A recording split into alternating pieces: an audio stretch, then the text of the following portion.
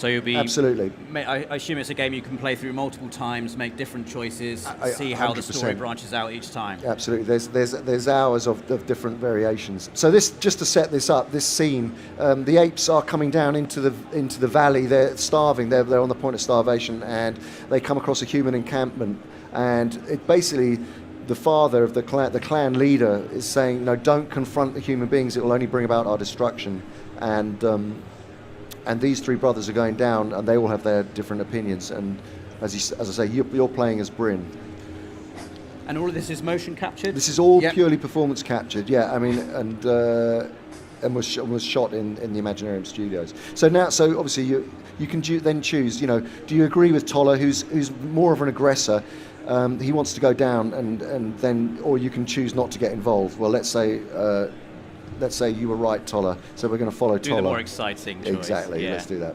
How have you found that performance capture has evolved over the years? Obviously, you were heavily involved with things like Lord of the Rings back in the day, and it's really kind of exploded since then, and it's now very prevalent in video games as well. What's it like now working and seeing performance capture appearing in games like this now? It must be really exciting. It's thrilling, because it really does prove that performance capture sits right in the middle of transmedia storytelling, and can be used, as I say, in so many different platforms now. And it's acted performances which have great levels of. Hold on, so we must not take them. So you can either choose to come back, or this will be easy. Let's say this will be easy. Let's be more aggressive here.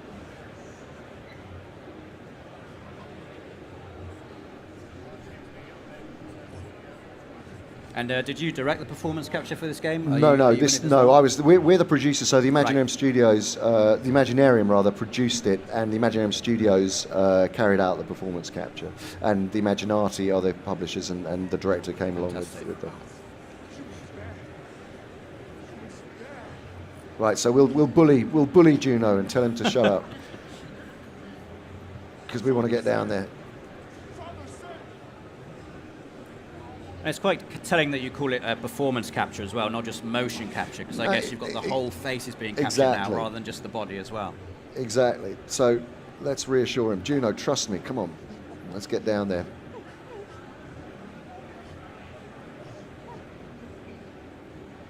It's also nice to see a game within the Planet of the Apes franchise that isn't massively action-based. It is very story-based. It's all about the decisions and the emotion behind those decisions as well. And you can play, as I say, it's a multiplayer game which opens it up hugely using player link. And the idea is to move quickly, and you can override people's decisions. So it becomes about ultimately, when you're playing, and it really is a multiplayer game. You know. You can, I mean, if you override, you can only override once, and then you have to follow the other players. So you've got to be careful when you want to use that.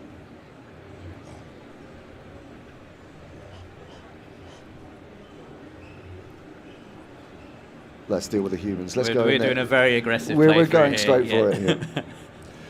But the thing is, it is about survival ultimately. This game, and there is jeopardy in there for all the characters.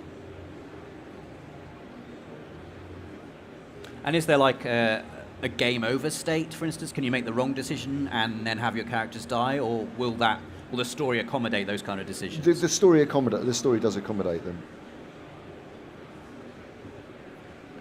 Okay, we're going in.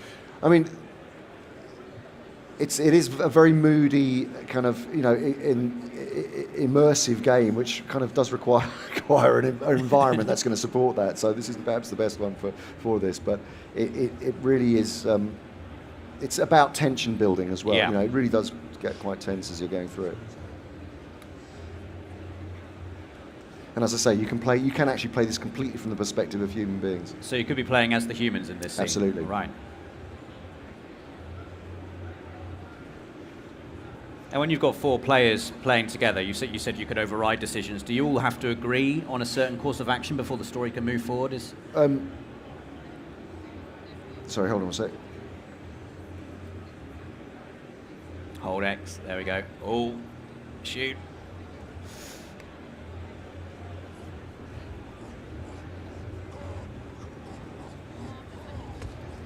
Wow.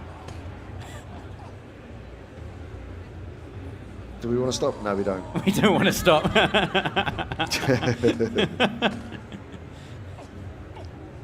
So I like that somehow choosing to do nothing can be a decision in itself. Well, it can. I mean, going back to your point, you can. So it encourages debate, and Yes. it encourages, and it can get quite heated. In instances like that, you've got a very short time limit in which to make your decision, Exactly. so it's going to put a lot of pressure on. Puts pressure on. I mean, it's different as a single play, but.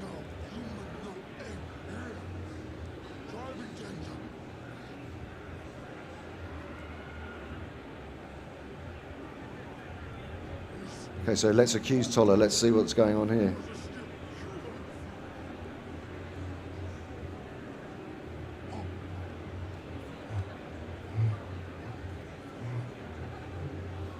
And so if you'd have played this cautiously, could there be a situation where there's no kind of conflict here at all? There is. I mean, it'll creep back in. It'll creep back in. So you're always under pressure. It'll just takes you down a different route. Yeah. But there. Yeah. I mean, the jeopardy comes with the disagreement within the group. Sure.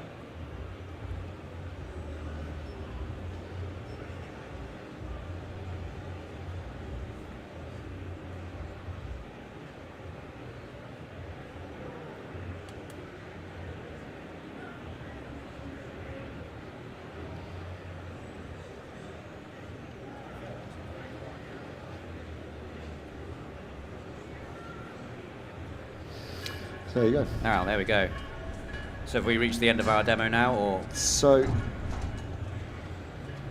this is going into the human camp now. Oh, okay. Mikey, what happened? Mikey. Okay, this is where we